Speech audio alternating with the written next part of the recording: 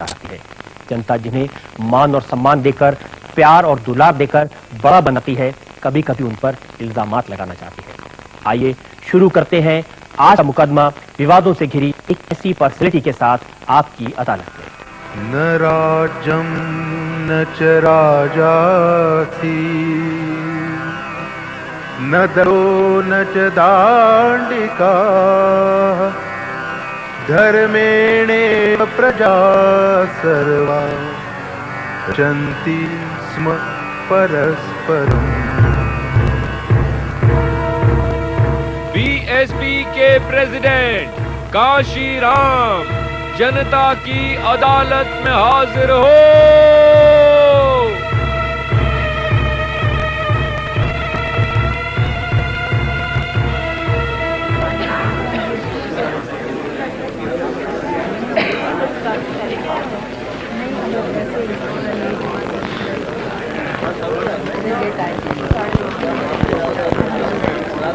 कार्रवाई शुरू की जाए। पार्टी के नेता काशीराम उत्तर प्रदेश असेंबली के चुनावों के बाद से लगातार खबरों में बने हुए हैं। पंजाब के खवासपुर गांव में एक रामदासी सिख परिवार में जन्मे काशीराम कुछ समय रिपब्लिकन पार्टी ऑफ इंडिया के साथ जुड़े रहे। पुणे में explosives research and development laboratory की सरकारी नौकरी छोड़कर काशीराम ने दलित समाज के लिए काम को जिनका बना लिया। 1970 में उन्हें बामसेफ के नाम से popular backward and minority community employees federation बनाई। 1981 में दलित शोषित समाज संघर्ष समिति फॉर्म की, जिसे DS4 के नाम से जाना गया। राजनीतिक कामों के लिए काशीराम ने बहुजन समाज पार्टी फॉर्म की।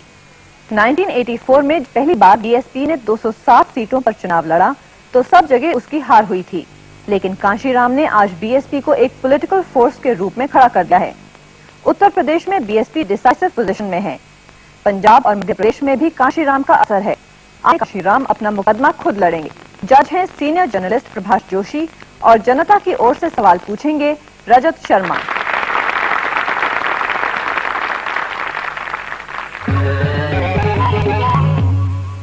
आपकी अदालत में काशीराम पर इल्जाम है कि इन पर भरोसा नहीं किया जा सका। काशीराम जी, जितने लोग आपके साथ में पॉलिटिकल अलायंसेस करते हैं, उनकी फीलिंग ये है कि काशीराम की बात और गधे की लात कब चल जाए कुछ पता नहीं है। तो उनको सावधान रहना चाहिए। पिछले 2 साल में आपने मुलायम की समाजवादी पार्टी के साथ अलायंस किया, आपने भारतीय जनता पार्टी की मदद ली, आपने कांग्रेस के साथ अलायंस किया, आपने पंजाब में अकालियों का साथ था, फिर अकालियों को छोड़कर के अब आप कांग्रेस के साथ हो गए। मैं उनके भरोसे के लिए ये काम नहीं कर रहा हूं। मैं इस देश के दबे कुचले इंसान को, जिसकी संख्या 100 में से 25 है, इस देश का हुक्मरान बनाना चाहता हूं। मुलायम सिंह से जब आपने समझौता किया उत्तर प्रदेश में, तो कहा कि हम बीजेपी को रोकने के लिए मुलायम सिंह का साथ ले रहे हैं। फैमिली मोटिव था आगे बढ़ने के लिए, और जो उस मौके के जो हालात थे, उन हालात को देखते हुए उस वक्त वो करना जरूरी समझा। और मैंने भारतीय जनता पार्टी का साथ लेकर के मुलायम सिंह की कुर्सी खींच ली, मायावती को बैठाने के लिए। बीजेपी और मुलायम सिंह दोनों का सफाया करने के लिए कांग्रेस से हाथ मिला लिया।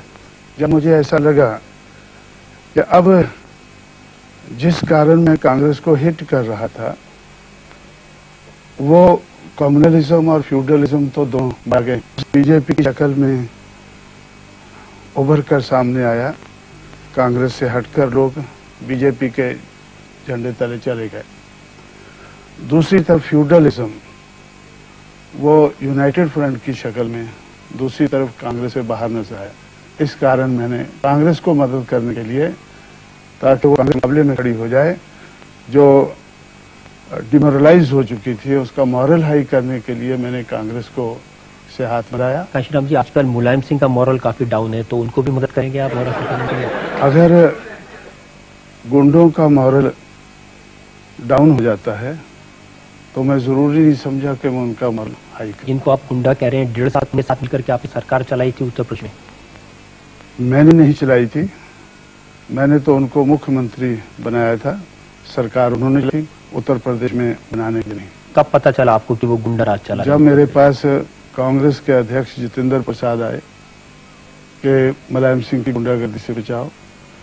जब जनता दल के अक्ष और सीपीआई के एमएलए और बीजेपी के मुरली मनोहर जोशी, जब ये चारों पार्टियों की तरफ से लोग मेरे पास आए और उन्होंने मेरा ध्यान दिलाया कि अब तो गुंडागर्दी का शिकार बहुजन समाज पार्टी भी हो रही है और मुलायम सिंह को हटाना जरूरी है और हम सारी चारों पार्टियां आपको सहयोग करेंगी। आप ये कहते रहे कि भ्रष्टाचार से सबसे ज्यादा अगर नुकसान किसी वर्ग का होता है तो दलित का, कमजोर का, पिछड़ों का होता है। और ऐसे मौके पर आपने कांग्रेस से समझौता किया जब कांग्रेस पार्टी के जो सुप्रीम लीडर हैं पीवी नरसिम्हा राव, उनके ऊपर ब्राइबरी के, चीटिंग के, हर तरह के केसेस उनके ऊपर चल रहे हैं। जब मैं भ्रष्टाचार की सोचता हूं तो संत कबीर मेरी मदद के लिए आ जाते हैं। वो मुझे कहते हैं कि तेरी झोंपड़ी गलकटियन के पास, जो करनगे सो भरनगे, तुम क्यों पड़े उदास।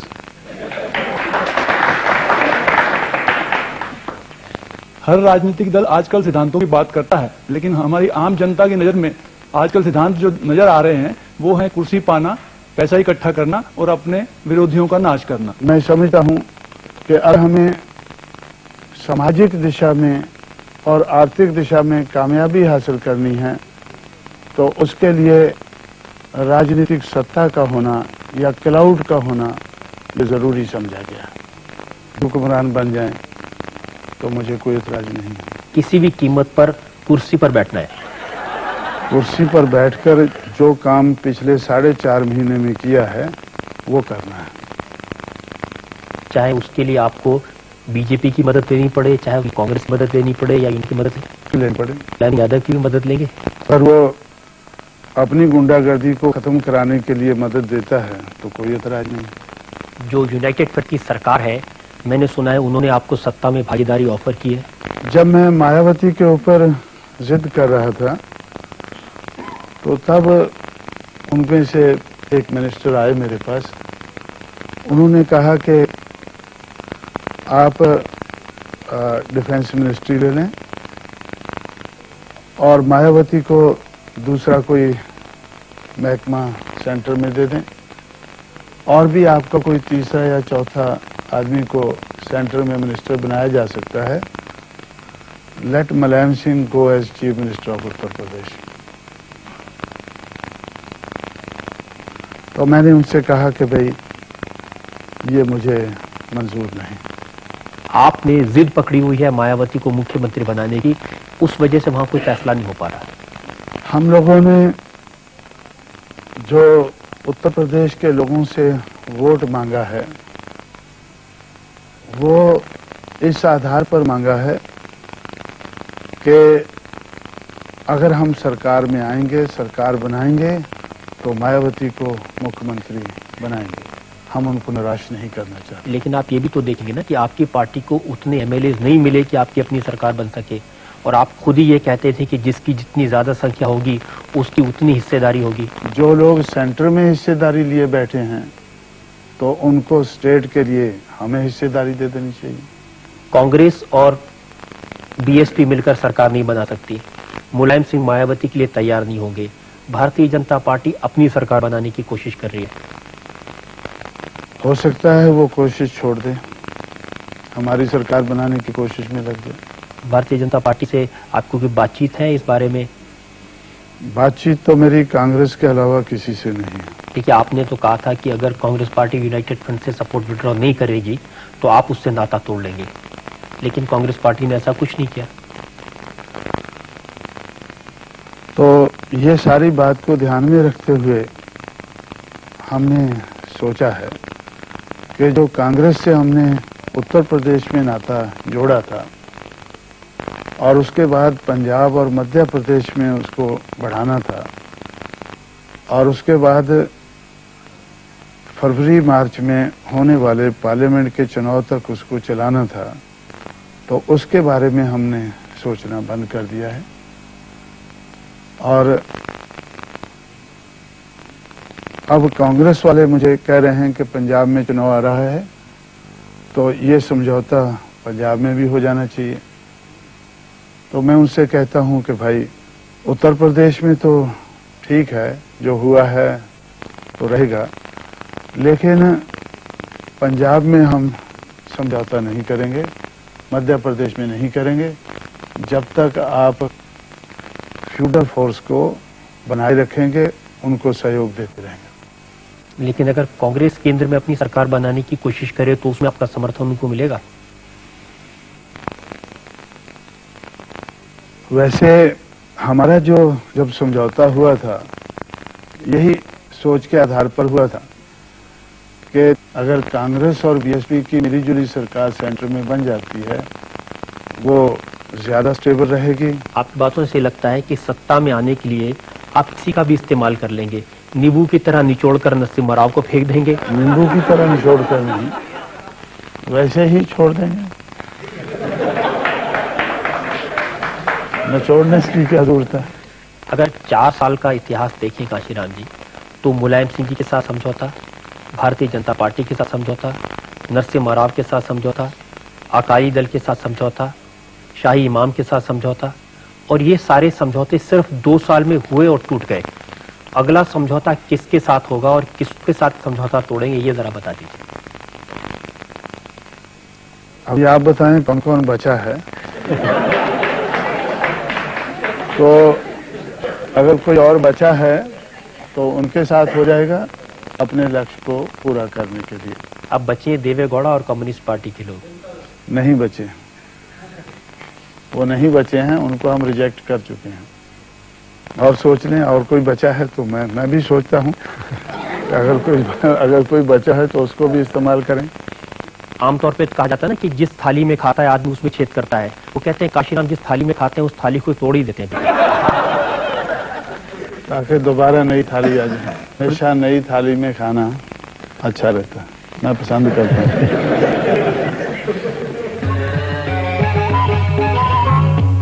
आपकी अदालत में काशीराम पर जनता के इल्जामात और सवालात का सिलसिला जारी रहेगा ब्रेक के बाद। Only one thing happened. और अब पेश है आपकी अदालत में काशीराम पर जनता के इल्जामात और सवालात का दूसरा दौर। आपकी अदालत में काशीराम पर आरोप है कि पॉलिटिक्स में इनके डबल स्टैंडर्ड्स हैं। काशीराम जी, पार्टी का सिंबल है ना हाथी, उसकी तरह लोग कहते हैं कि हाथी के दांत आने के और दिखाने के, आप कहते हैं कि फ्यूडल है, लेकिन आपका पार्टी चलाने का जो तरीका है वो भी कम नहीं है। फ्यूडलिज्म तो अपने आप में एक अलग सिस्टम है जो लोगों को परेशान करने का है। तो मैं तो अपनी पार्टी में किसी को परेशान नहीं करता हूँ। ऐसे कई सारे नाम हैं जो DS4 के समय आपके साथी थे। राज बहादुर हैं, जंग बहादुर पटेल हैं, दीनानाथ भास्कर हैं, शिवराम कुशवाहा हैं।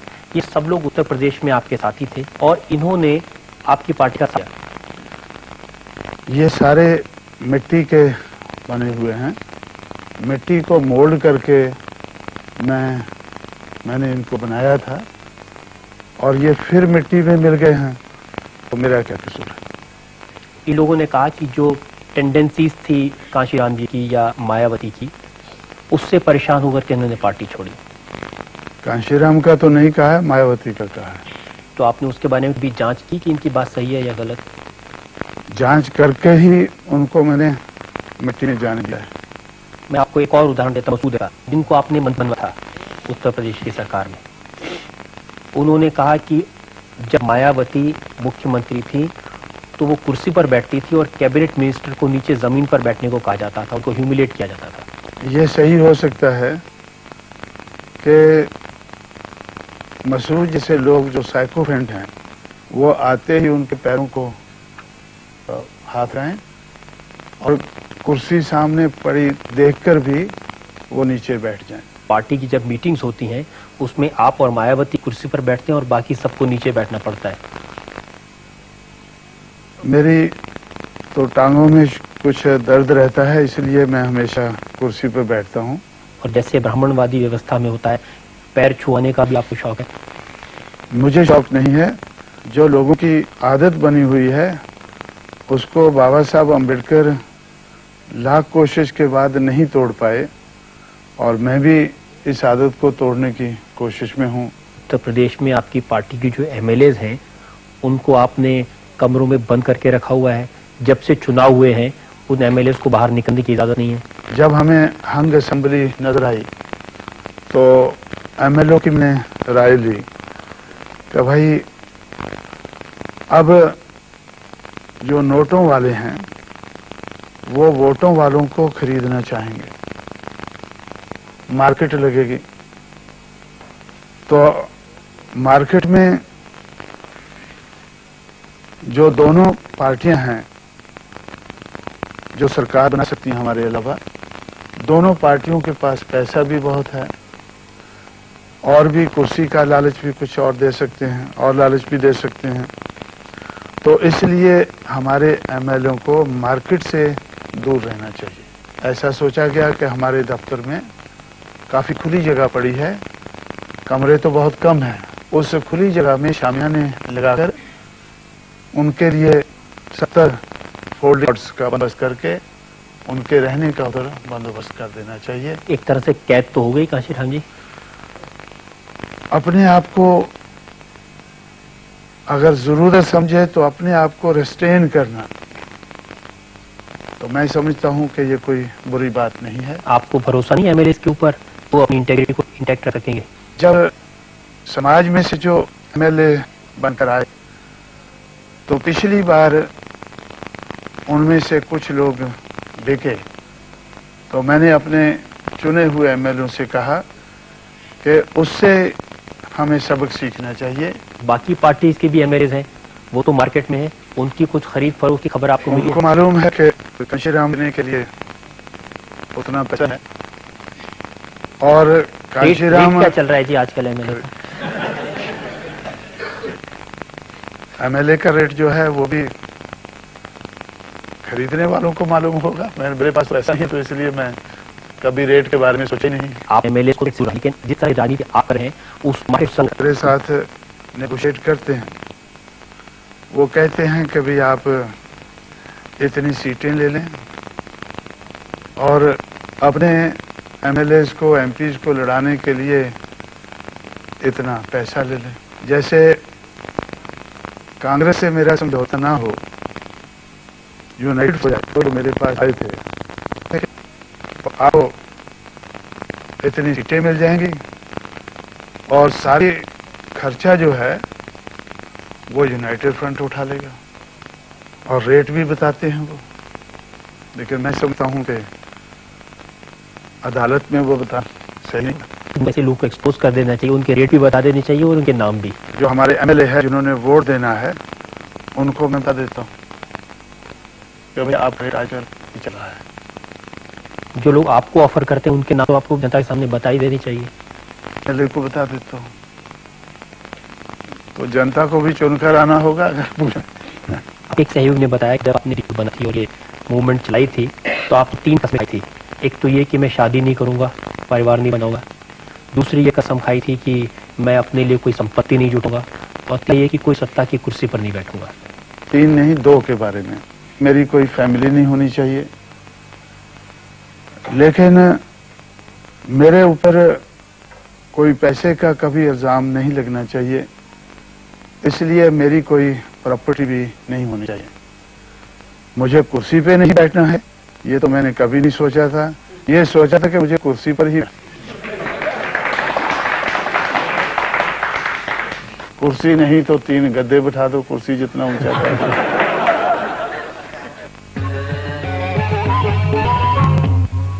और अब वक्त है एक ब्रेक का। ब्रेक के बाद हम फिर हाजिर होंगे कांशीराम के साथ नए इल्जाम में। अगला इल्जाम कांशीराम पर। आपकी अदालत में कांशीराम पर इल्जाम है कि इनका व्यवहार गैर जिम्मेदाराना है। कांशीराम जी, खास तौर से मीडिया को लेकर के आप बार बार कहते हैं कि मीडिया ने आपको बदनाम किया, मीडिया ने आपके बारे में गलत प्रोजेक्शन किए। जिस तरह से घटना हुई थी आपके घर पे 25 अक्टूबर को, उसे तो खुद आगे बढ़कर पिटाई कर दी थी अखबार वालों की। हर रोज सूरज निकलते ही हमारे घर के बाहर ऐसे कैमरे लगाकर वो सेट करके दरवाजे के गेट के बाहर और गेट के ऊपर कैमरा रखे खड़े हो जाते हैं 17 तारीख से। उसको क्या तो मेरे पास सीएम इब्राहिम आए, बीजेपी की तरफ से सूरज बनाए, बहुत से ऐसे लोग हैं जो कैमरामैन से दूर रहना चाहते हैं, गवर्नमेंट के अधिकारी आना चाहते हैं, वो डर के मारे आते नहीं। घर के बाहर कैमरा लगा के शूट करना। अब 10-20 लोग रहे तब तक कोई गड़बड़ नहीं हुआ, लेकिन भी इकट्ठे हो गए और मुझे ये सिक्योरिटी वालों ने आया कि आपका खामी है तो सभी को में से उसे मिलना चाहते हैं। तो मैंने उनसे कहा कि मुझे तो कोई कुछ कहना नहीं है, तो इसलिए 100 को तो मैं बुला नहीं पा सकता हूँ। अगर एक बार तो 100 आदमी को मैं नहीं बुला सकता हूँ। और मैंने कहा कि अगर ज्यादा लोग हैं तो मैं ही बाहर जाकर उनसे बात कर लेता हूँ। तो उन्होंने कहा कि भाई आपका बाहर जाना सही नहीं है। तो मीडिया मैन की शक्ल में या उनके खबर में गनमैन भी हो सकता है। उन्होंने जिद किया कि हमें अंदर जाना है और फिर मुझे एक सिक्योरिटी के आदमी ने आके कहा कि वो सिक्योरिटी को के कॉर्डन को तोड़कर अंदर घुस रहे हैं। वो कह ही रहा था मुझसे, इतने में काफी लोग दोनों दरवाजों से तो वो अंदर घुसते हुए नजर आए। तो फिर तब मैंने सोचा कि भाई अब दिल्ली पुलिस पता नहीं कब आती है, तो मुझे ही बाहर निकलकर जो भी सिक्योरिटी है उसके माध्यम से उनको बाहर पुश कर देना चाहिए। तो बाहर मैंने उनको आकर बाहर आते ही मैंने पूछा कि भाई वो जबरदस्ती है। मेरे सामने उन्होंने ये जो टीवी का ये लगाते हैं वो ठंडा सा, तो माइक्रोफोन मेरे सामने किया, मैंने उसको स्लैप करके पुश कर दिया। अगर मान लीजिए वो जो माइक्रोफोन है वो कभी किसी के मुंह में घुसारे हो, जबरदस्ती कर रहे हो या लाइट डाल हो जिससे आदमी को तकलीफ हो तो समझ आती बात, लेकिन उनका कहना था कि काशीराम जी अंदर से आए और आपने पूछा क्या बात है और एक चपत लगा दी। मैंने चपत नहीं लगाया, उसको हटाया ऐसा, और मुझे पुलिस वालों ने वो वीडियो कैसेट दिखाई है। काशीराम जो रिकॉर्डिंग मेरे पास भी है, आप चाहें तुम लोगों को यहाँ दिखा सकते हैं। क्या बात है भाई, क्या बात है, क्या बात है, क्या बात